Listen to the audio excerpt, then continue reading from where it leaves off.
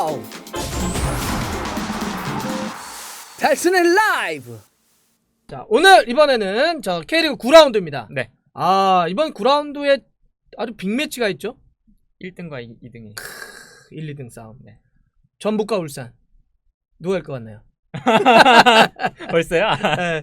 그 경기를 포함을 해서 네. 이번 주말에도 K리그 아주 재미난 경기 많으니까 그렇습니다. 그 이야기를 한번 해보겠습니다. 자, 광주와 포항 경기로 한번 가보겠습니다. 네. 이거는 금요일 경기, 네. 저녁 경기고 7위 광주, 5위 포항의 경기입니다. 어떻게 될까요? 이 경기는 이제 첫 번째 포인트로 포항의 팔루세비치가 없을 때 어떻게 지난 경기 나왔나를 부상이었기 때문에. 네. 지난 경기에서는 일단 심동훈 선수가 저 공격형 미드필더 자리에 나왔습니다.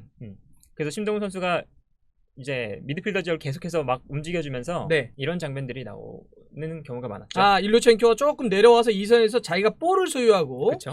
저렇게 내려오고 이때 그 심동훈 선수는 오히려 앞에서 달려나가고 있죠.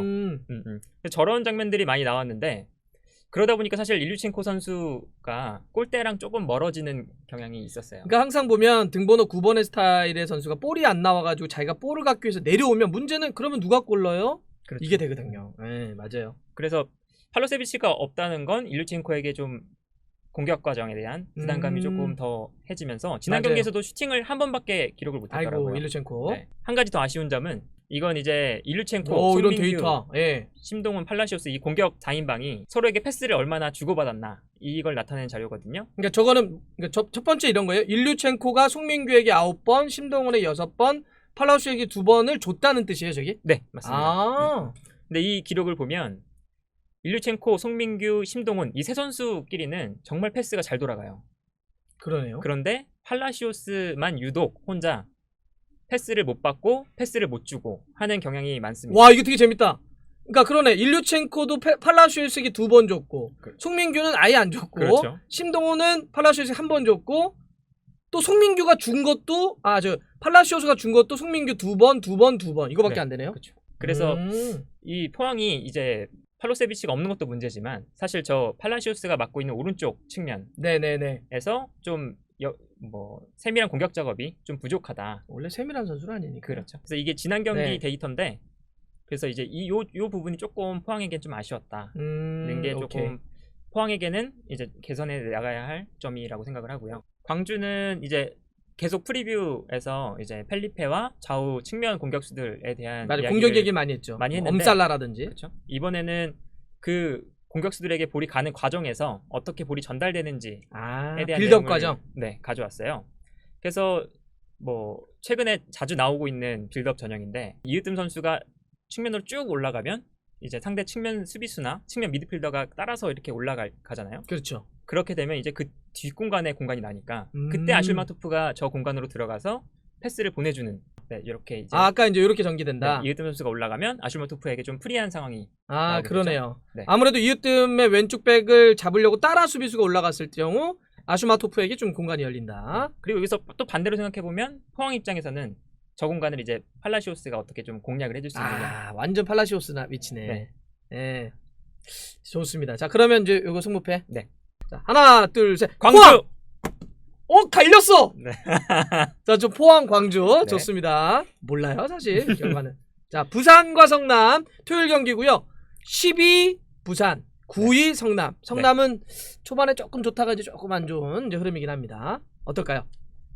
이 경기는 최근에 부산이 중앙 미드필더 이제 라인을 구성하는데 조금 변화가 있습니다. 네. 일단 부산이 조금 안 좋은 경기력, 좀 안 좋은 성적을 낼 때는 저렇게 이규성, 호물로가 앞선에 배치되고 그 뒤에 박종우 선수가 배치되어 있었거든요. 네. 그런데 최근 두 경기에서 조금 경기력이 올라왔는데 네. 그때 굉장히 주요했던 변화가 저 권혁규 선수를 최전방으로 올렸다는 것. 사실 저 호물로나 이규성 같은 경우는 저 역삼각 형태의 미드필더 라인을 구성할 때도 후방 빌드업 과정에 엄청나게 많이 참여를 해주는 선수들이었거든요. 네. 그러다 보니까 이장엽 선수가 볼을 받을 때 올라와 줘야 되는데 그 올라와 주는 거를 못하는 거죠. 너무 거리가 머니까. 네네네. 그래서 그 문제점을 권혁규 선수를 올리면서 해결을 했다라고 보여집니다. 그래서 경기 장면을 보시면 이런 장면들이 자주 나오고 있습니다. 이장엽 선수가 볼을 받을 때 권혁규 선수가 공간을 찾아서 뛰어들어가는.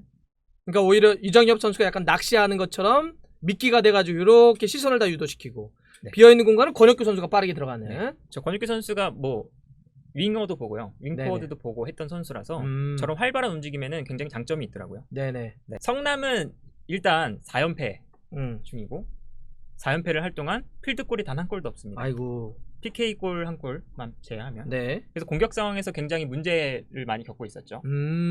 그래서 그 문제 중 가장 큰 문제 중 하나가 이제 김남일 감독이 양동현 선수 옆에 굉장히 많이 띄워줄 수 있는 공격수를 놓기를 원했어요. 예를 들면 뭐 홍시우 같은. 그렇죠. 그리고 최우백 선수가 거기 네. 배치되었던 것도 네. 많이 움직여줄 수 있기 때문이고. 네.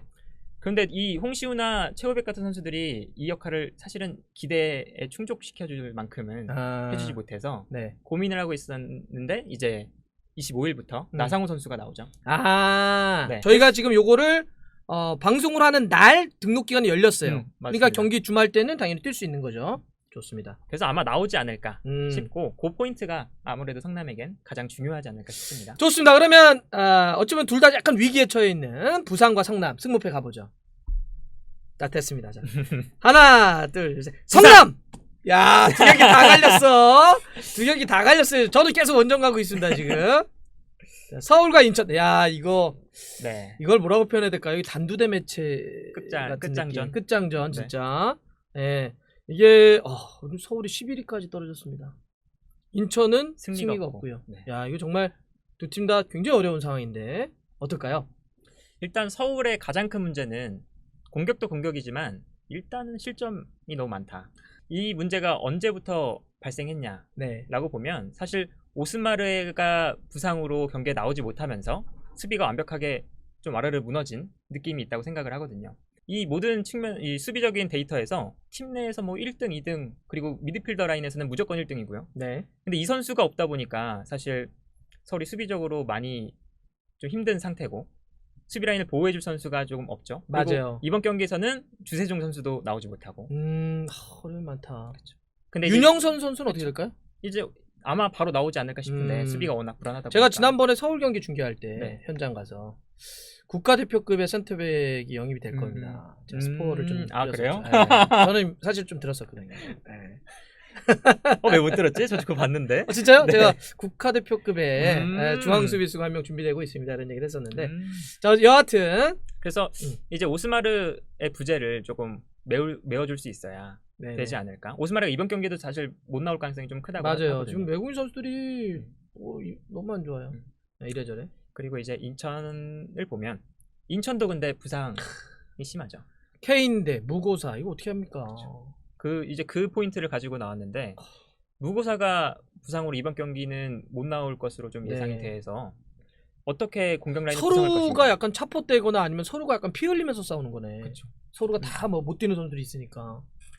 그래서 뭐 첫 번째 방법은 저렇게 김호남, 송시우, 지원학을 배치시켜서 이제 정통적인 스트라이커가 없이 약간 제로톱 스타일이네요. 그죠? 그리고 두 번째 방법은 이제 지난 경기에서도 보여줬던 것처럼 김정우 선수를 스트라이커로 배치하는 방식. 김정우 선수가 원래 수비를 보기 때문에 좀 키도 큰 선수라서 저런 이제 김정우 선수를 중심으로 한 공중볼 싸움 붙여놓은 싸움. 저게 이제 또 인천의 새로운 공격 패턴이 될 수 있지 않을까. 요 포인트까지 가져와 봤습니다. 자, 갑니다. 하나, 둘, 셋. 서울! 와, 이번 주 다 갈린다. 이번 주 다 갈려. 대구와 강원. 야, 4위 대구, 6위 강원인데 사실 이 두 팀은 다 매력적인 또 축구를 구사하기 때문에 그렇죠. 보는 맛이 있는 그런 경기이기도 합니다. 얘기해 주시죠. 이 경기는 이제 가장 키플레이어로 세징야와 한국영 이 두 선수의 대결이 되지 않을까 합니다. 잘 잡으셨네요. 두 팀의 가장 에이스인 선수이기도 하고요. 맞아요. 일단 세징야 같은 경우는 오른쪽 측면에 있다가 중앙으로 들어와서 이제 플레이메이킹을 해주는 역할. 거의 공격 작업에 이제 거의 모든 플레이를 관여한 선수니까 저 선수를 막는 게 대구의 공략 방법이죠. 아무래도. 그래서 뭐 인천 같은 경우도 마하지를 붙여놨던 거고. 이제 그 장면을 좀 보면 이제 강원 그래서 마하지와 비슷한 느낌의 한국영을 또 붙일 수도 있고 또 실제 한국영은 또 빌드업할 때 상당히 많은 역할도 하고요. 한국영이 세징야를 막아줘야 되는 역할인데 또 한국영도 이제 빌드업 과정에서 볼을 뿌리는데 가장 중심적인 선수니까 이 선수를 또 세징야가 얼마나 또 견제를 해주느냐. 맞아요. 요것이 요 두 선수의 싸움이 아무래도 이 경기에서는 가장 중요한 포인트가 되지 않을까 하고요. 강원이 공격 지역 패스가 여전히 1등이거든요. 네. 지난 라운드도 1등이었지만 네. 근데 슈팅은 하위권입니다. 아, 7위. 네. 근데 지난 경기에서도 이런 문제가 나왔죠. 그래서 이런 문제들이 계속되면 사실 대구의 가장 큰 강점이 역습이잖아요. 아, 뭐 한 번 딱 가면 너무 무섭죠. 그렇죠. 에드가 세징야 김대원. 지난 경기에서도 역습으로 한번 좋아요. 좋은 하니까 팀이에요. 바로 경기 뒤집는 네네네. 모습을 볼 수 있었으니까 아무래도 그 강원이 이렇게 좀 지지부진한 공격 방식을 유지한다면 네. 대구에게 역습을 당할 확률도 높다. 네네. 그 포인트가 가장 중요하지 않을까 합니다. 저는 이거 딱 네. 느낌 왔습니다. 네. 지금 저희 세 경기 다 갈렸습니다. 네. 자, 하나, 둘, 셋. 대구! 대구! 하나는 왔어. 하나는 그래. 하나 저희가 올킬 당하면 큰일 나잖아요. 그럼요. 하나는 똑같아야지. 이거 왔구나. 네. 가장 빅매치. 2위 울산, 1위 전북 이 그렇습니다. 경기입니다. 야, 이거 대박 경기인데 어떻게 될까요? 일단 선발 라인업을 조금 살펴보면 일단 울산은 이청용과 고명진의 출전 여부에 따라서 선발 라인업이 좀 바뀌지 않을까 맞아요. 라는 생각이 듭니다. 일단 고명진은 지난번 서울과의 경기 때 명단에는 있었고 그렇습니다. 이청용은 명단에 없었는데 제가 경기 앞두고 김동훈 감독을 만났었어요. 그랬더니 뭐 이청용 선수는 뭐 큰 부상은 아니다. 근데 오늘 경기를 뛰면 좀 무리할까봐. 그래서 다음번 경기가 전북 경기니까 이 경기를 위해서 거기에 좀 이렇게 힘을 충전하고 있다 그랬으니까 이 경기는 나올 겁니다. 이 경기를 뛰게 하려고 서울 경기를 쉬게 해준 거예요. 네. 이러다가 안 뛰면 어떡하냐. 하여튼 이거는 공급 정보. 김도훈 감독의 피셜입니다. 제가 직접 들었던. 네. 근데 이제 이청용 선수가 나오게 되면 저는 고명진과 윤빛가람 두 선수 중에서 어떤 선수가 나올까 이 고민을 좀 해봐야 될 것 같아요. 그래서 왼쪽은 고명진, 오른쪽은 그렇죠. 윤빛가람 나왔을 때. 이청용 선수가 나오면 이청용 선수는 중앙으로 들어와서 플레이메이킹을 거의 담당을 하거든요. 네. 근데 이때 울산의 중앙 미드필더들에게 주어진 역할은 이제 상대팀 중앙 미드필더들을 달고 뛰어들어가는 거죠. 네. 그래서 이청용 선수가 플레이할 수 있는 공간을 만들어주는 이런 역할인데 사실 윤빛가람보다는 고명진 선수가 그런 역할에는 더 적합합니다. 사실 이청용 선수가 선발로 나오게 된다면 윤빛가람보다는 고명진 선수가 나오는 낫지 않냐? 게 조금 더 나을 것 같다고 생각을 하고. 근데 윤빛가람도 너무 잘했어 축구를. 그렇죠. 그런데 윤빛가람 나이 들더니 약간 축구도사 같은 느낌이야. 그래서 이제 이청용 선수가 안 나올 때는 네. 오히려 플레이메이커가 없는 상황이잖아요. 그래서 그때는 윤빛가람이 고명진보다는 좀 더 1순위로 기용되지 않을까. 그리고 혹시 고명진 선수가 나오지 못하면 이청용 윤빛가람이 나왔을 때 사실 좀 겹치는 플레이랑 활동 반경이랑 아니면 뭐 역할에 있어서 좀 겹치는 상황들이 좀 많이 나오기 때문에 그 지점을 어떻게 울산이 풀어나가느냐. 그건 또 김동훈 감독의 목이 되겠죠. 그렇죠. 네, 그런 부분을 좀 관심 있게 보시면 될 것 같고 네. 이제 두 팀 간의 경기에서 볼 포인트는 네. 아무래도 저 이청용 선수가 나왔을 때 중앙으로 움직여서 중원 싸움에 도움을 그렇게 주는 많이 하죠. 선수고 그리고 전북 같은 경우도 사실 오른쪽은 한교원 선수가 있기 때문에 측면으로 달려나가지만 왼쪽에는 쿠니모토나 무릴로 이 선수들이 중앙으로 들어와서 플레이하잖아요. 맞아요. 그렇기 때문에 저 울산의 4명 그리고 전북의 4명 가운데 싸움이 엄청 그쵸. 치열하겠네. 저 중원 싸움을 어떻게 이겨내느냐. 네네. 여기서 이제 좀 두 팀의 좀 경기 흐름이 판가름 날 수 있지 않을까. 신영민은 전북에 나옵니까? 뭐 이 경기를 위해서 준비를 하고 있다는 기사는 많이 봤는데 그래요? 안 나오지 않을까요? 그래요? 그거는 변수다 정도 그쵸, 남겨놓죠. 그쵸. 그러면 신영민 선수가 나올지 안 나올지는. 그리고 울산의 이제 공격 작업에서 좀 확인해 볼 장면은 아무래도 이청용 선수가 중앙으로 들어왔을 때 김진수를 이제 끌고 이제 들어오겠죠. 그때 이제 김태환 선수를 어떤 선수가 따라가 줄 것이냐, 뭐 쿠니모토나 무릴로가 따라가 줄 것이냐, 아니면 김진수 선수가 이청용을 따라가지 않고 측면을 커버해 주면서 쿠니모토나 무릴로가 오히려 김태환이 올라간 자리를 공략할 수 거냐? 있을 것인가. 이거 되게 재미난 포인트다. 네. 그래서 이거 되게 재미난 포인트네요. 이제 위쪽 라인, 왼쪽 전북의 왼쪽, 울산의 오른쪽이 맞붙는 라인이 아무래도 포인트가 되지 않을까. 재밌겠다. 전북은 최근에 저 김보경, 이승기, 손준호 저 미드필더 라인이 주전 라인으로 나오고 있는데 여기서 김보경 선수가 사실은 뭐 지난 시즌보다는 조금 떨어진 지난 시즌 K리그 최고의 선수였죠. 울산에 뛰면서는. 근데 사실 그 기대감만큼은 충족시켜주지 못하는 플레이를 조금 보여주고 있기 때문에 김보경 선수를 오히려 공격적으로 활용하려는 시도를 계속해서 하고 있어요. 그래서 그 시도 중 가장 큰 시도가 이승기 선수가 손준호 선수를 도와주기 위해서 오히려 내려오고 이때 김보경 선수가 위에 계속 머무르면서 네. 공격 상황에 계속 관여해주는 이런 플레이를 보여주고 있는데 여기서 김보경 선수가 보여주는 플레이가 좌우 측면 공격수들과 스위칭을 해준다는 것이 포인트인 것 같더라고요. 그래서 경기 장면을 보시면 이렇게 김보경 선수 쿠니모토가 중앙으로 들어와서 플레이할 그렇죠. 때 아까처럼 이렇게 들어오고 이러면 측면 공간에 아무도 없으니까 이때 김보경 선수가 빠르게 측면 공간으로 나가주는 역할 이 역할을 해주고 한교원 선수는 이제 측면 플레이도 되지만 사실 페널티 에어리어 안으로 들어왔을 때 많이 갖고 들어오더라고요. 그쵸. 한교원 선수가 이제 득점력이 굉장히 뛰어난 선수잖아요. 맞아요. 페널티 에어리어 안에서 그 역할을 이제 좀 살려주기 위해서 한교원이 중앙으로 뛰어갈 때 김보경이 측면으로 뛰어가 준다거나. 그러니까 김보경 선수가 여기서 낚시하는 거네요, 그죠? 그쵸. 아까 수비수를 달고 저렇게 좌우로 쪽으로 빠져 들어가는. 7라운드 이제 데이터를 보면 김보경 선수가 K리그 1 전체 경기에서 4번째로 가장 많이 뛴 선수였거든요. 진짜요? 네, 11.4km를 뛰었어요. 11.4를 뛰었어요? 엄청 살좀 많이 빠졌겠네. 한 3kg 빠졌겠는데. 그래서 저렇게 많이 움직여주는 역할을 지금 김보경 선수가 맡고 있고 네네. 그래서 이제 저 역할을 조금 주의 깊게 보시면 재밌게 관람하실 수 있지 않을까 좋습니다. 합니다. 자, 했습니까? 네, 전 했습니다. 가겠습니다. 자, 하나, 둘, 셋. 울산! 와, 이번 주 많이 갈린다. 와, 이번 주 많이 갈린다.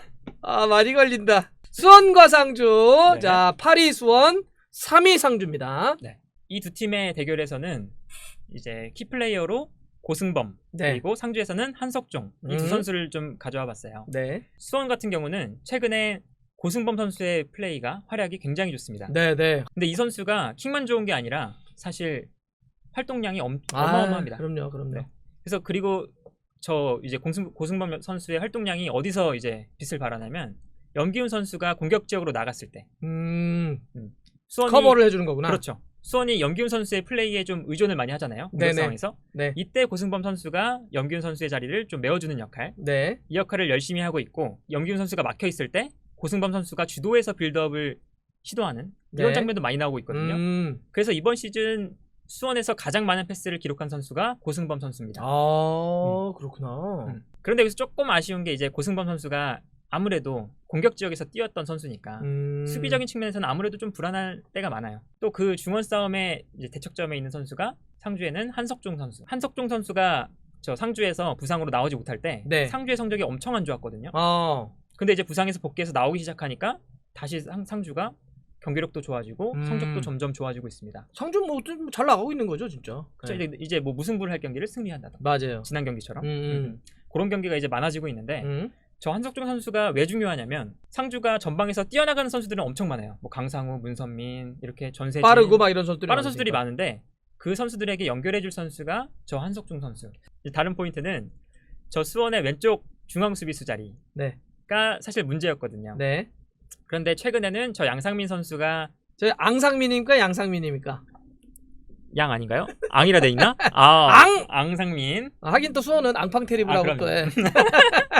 사실 김민호 선수가 높게 올라갔을 때 또 염기훈 선수도 저 공간을 커버해줄 수 있는 기동력이 없기 때문에 네네. 저 공간을 누군가는 커버해줘야 되는데 네. 정말 누가 커버해줄까? 이게 계속 수원에는 고민이었거든요. 그런데 이제 양상민 선수가 저 자리에서 좀 완벽하게 좀 정착을 하고 있는 과정인 것 같아요. 이번 시즌. 왼발잡이니까 또. 그렇죠. 네. 그리고 왼쪽 측면 수비수도 뛸 수 있는 했고 예전에 선수고. 또 그렇게 했고요. 그렇죠. 이렇게 김민우 선수가 복귀를 못했을 때 양상민 선수가 측면으로 좀 나가주면서 네. 이제 포팩을 만드는 저런 장면이 자주 나오고 있고 그런데 이제 아무래도 저 양상민 선수가 김민우 선수의 자리를 채워주려면 아무래도 왔다 갔다 하는 과정에서 좀 문제가 네. 있을 수 있으니까 그때 상주의 이제 에이스죠 문선민 네. 스피드를 활용한 공격이 아무래도 상주에겐 포인트가 될 수 있지 않을까. 그리고 문선민 선수를 상주가 활용하는 방법이 막 전반전에 선발로 내세우고 이러지 않더라고요. 오히려 후반전에 들어갈 때 더 무섭더라고요. 갑자기 그래서 오히려 그 폭발력을 좀 집중시켜줄 시간을 찾는 것 같아요. 네네. 그래서 그 부분 이제 양상민 선수와 문선민 선수의 대결이 될 수도 있죠. 이제 그 부분을 좀 지켜보시면 재밌지 않을까. 좋습니다. 하나, 둘, 셋. 상주 깔렸어. 패너님은 수원, 네. 저는 상주입니다. 5경기. 야, 6경기 중에 우리가 5경기 갈린 적이 있었어요? 없었죠. 없죠. 거의 사실 한 반은 비슷하고 반이 달라서 거기서 승부가 갈렸는데 야, 이번 주에 누구 하나는 정말 짭대겠는데 짭.